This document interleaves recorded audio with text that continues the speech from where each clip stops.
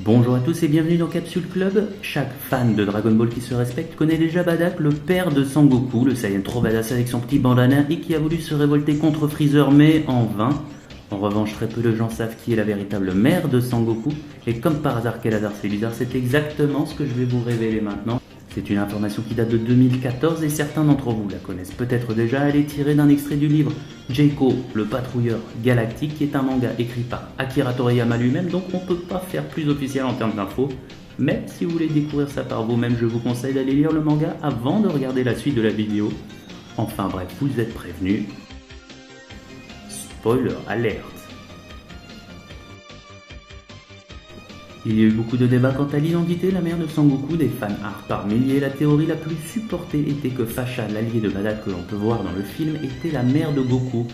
Aujourd'hui, fini les spéculations, nous savons de sources sûres que la mère de Goku est... Jean. Non, pas ce Jean.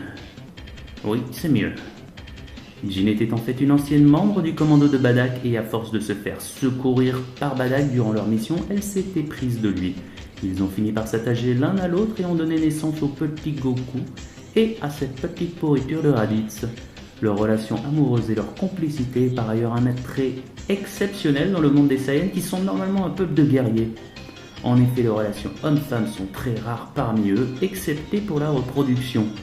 Autant vous dire qu'ils font pas tous les soirs paf-paf chez les Saiyans. Bref, Jean ne se sentant pas faite pour le combat a finalement quitté l'équipe de Bardock pour se convertir à la boucherie. Et non, je ne rigole pas, la mère de Sangoku était bel et bien bouchère sur la planète Vegeta. Ce qui n'est pas complètement débile quand j'y pense, sachant que les Saiyans sont des gros mangeurs, et surtout Sangoku, et donc son père, je présume. Il se peut même très bien qu'être en charge de la bouffe sur la planète Vegeta soit un poste relativement important, pourquoi pas. Mais c'est peut-être tout simplement aussi une façon de montrer qu'elle veut bien s'occuper de sa petite famille. Jean est d'ailleurs décrite par Toriyama comme une femme très douce et gentille, contrairement à la plupart des Saiyans, et on peut notamment retrouver ses traits de caractère chez son fils, mais aussi et surtout ses petits-fils, Sangoten et Sangohan.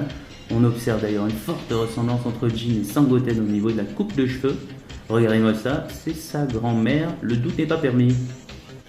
Malheureusement, Jean est sur la planète Vegeta lors de sa destruction par Freezer et c'est ainsi qu'elle périra comme la majorité des siens. Mais quelque chose me dit que sa mort ne restera pas longtemps impunie. Merci d'avoir regardé cette vidéo, n'hésitez pas à commenter et à donner votre avis. Quant à moi, je vous dis à plus tard pour la suite, dans le prochain épisode.